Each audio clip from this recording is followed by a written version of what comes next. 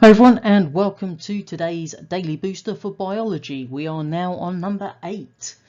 Do note this is one of the advanced information listed topics for the higher tier folks on biology. What we're going to be looking at then are the different methods by which substances move in living things. So first up we have got diffusion. Now we need to know the definition, first of all, for diffusion, which is the net movement of particles from an area of high concentration to an area of low concentration. So we've already mentioned diffusion when we did our daily booster on photosynthesis, and we were talking about how carbon dioxide enters our stomata. The other way that we could phrase this is by saying that they move down a concentration gradient. You must use those words in red if you are going to use that second phrase. So you've got to say it goes down a concentration gradient. Nothing else would be accepted there.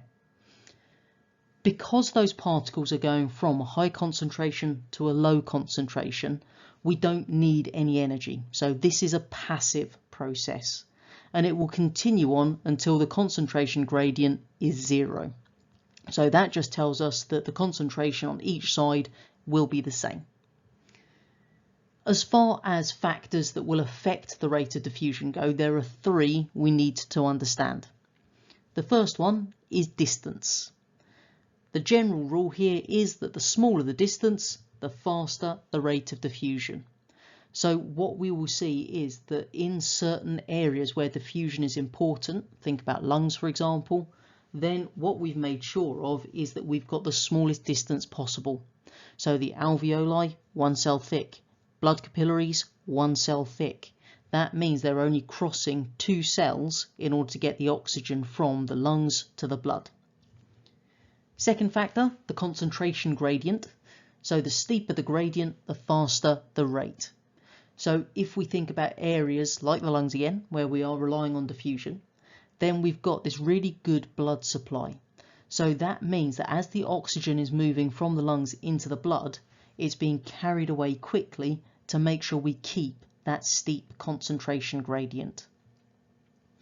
Third one, the surface area. The rule here is that the larger the surface area, the faster the rate of diffusion. So think about the alveoli in our lungs. We've got lots of folds in there to increase the surface area to ensure diffusion happens as fast as possible. The second process by which substances move in living things is osmosis. So the definition we need to know. The movement of water molecules from an area of high water potential to an area of lower water potential, which we could describe as moving down a concentration gradient again, across a selectively permeable membrane.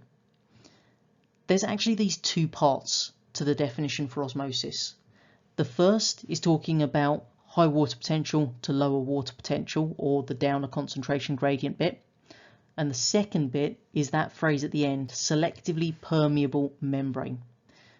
Do not write the word semi-permeable membrane. It is not accepted on all answers. So selectively permeable, absolutely fine. Learn that phrase. What we do find then is that the greater the difference in water potential, then the greater the rate of osmosis. So it's similar to diffusion in that respect. Do not assume that diffusion and osmosis are interchangeable though. As soon as we're talking about the movement of water, we are talking about osmosis. Now, what we do know is that on the foundation paper, they have listed the practical task all about transport in and out of cells. This could be an osmosis practical, because that is the one that you generally do. So you probably cut up bits of potato, shove them in tubes with different concentrations of sugar solution, recording their mass before and after. This is the one I think is most likely. Not a guarantee, I have not seen the paper. Don't just assume that that is going to be the only experiment they could ask us about, but it's their favourite. So what we need to understand as far as osmosis and transport in and out of our plants goes are the little diagrams on the left. So they're tiny, I know. If you want to see all of the writing, then you can go over to the main video on osmosis on my channel. But the key principles are this. If we take our plant cell and we place it in a dilute solution, so this is one where there is a greater water potential in the solution than in the cell, water is going to move into those cells. So think about placing your bits of potato in pure water, distilled water. In that case, we're going to see water moving into the potato chips. As a result, they gain mass. Now, the phrase that we're going to use to describe the status of those cells after the water has moved in is the word turgid. So the cells become turgid because the water moves in, makes the vacuole press out on the cell wall, creating turgor pressure, and that makes the cell turgid. If we place the cell in the very concentrated sugar solution now, what we find is there is a higher water potential inside the cells than in the solution around them. So that means water is going to move out of the cells into the surroundings. So because of that, the mass would decrease. What we find is those cells become flaccid, and if we actually continue with them in that concentration, what's going to happen is eventually the cell membrane pulls away from the cell wall and it becomes plasmolyzed. What you're likely to see in an experiment on osmosis is you would get those two situations. You would have some cells where water moves in, mass increases, some cells where water moves out, the mass decreases. What we generally do is plot those on a graph, and then you are going to have some positive and some negative readings, some increase, some decrease.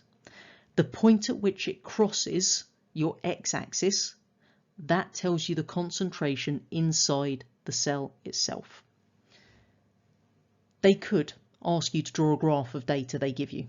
So if they do, obviously pick a scale, make sure you label your axes with the clear title and units in each case. Plot your points very clearly with a little cross using a pencil. You only get a single piece of printed graph paper. And then plot a curve of best fit. Not all best fits must be straight lines in science. Curves are quite common. In fact, for osmosis, it's usually a sigmoid curve. So by that I mean it looks kind of like a little S shape. Now, that's plants. If we think about animal cells just for a moment, because we're not going to be doing experiments with these, but they could ask you about the effects. If we place our animal cell, red blood cell in this case, into distilled water, for example, water moves in and the cell is going to burst because it doesn't have a cell wall, so it bursts. And that's a process called lysis. If we place it in a concentrated sugar solution, then what's going to happen is water is going to be drawn out of the red blood cell and it will become crenated. If obviously we place it into a solution that is identical in concentration to the inside, then we will have the same amount of water moving into the cell as is leaving, so there is no net movement of water. The third process we need to know is active transport. Now, active transport is the movement of substances from an area of low concentration to an area of high concentration. So they are moving against the concentration gradient. Because of that, they need ATP. That means this is an active process. In order to actually carry out active transport, in the cell membrane, we need this special type of protein called a carrier protein. As you may expect, any of the cells that carry out lots of active transport have a high demand for ATP. That means they tend to have more mitochondria present, because mitochondria, site of respiration, which makes ATP. Just 3 examples then of where we see active transport in living things. First one is in the small intestine, where we are taking glucose into the bloodstream.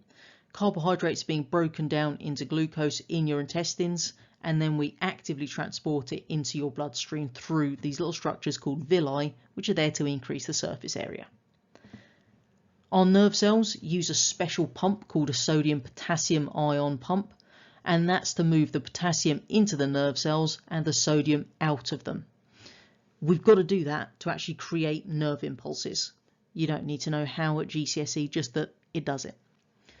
And then plants are a good example here is taking up minerals from the soil.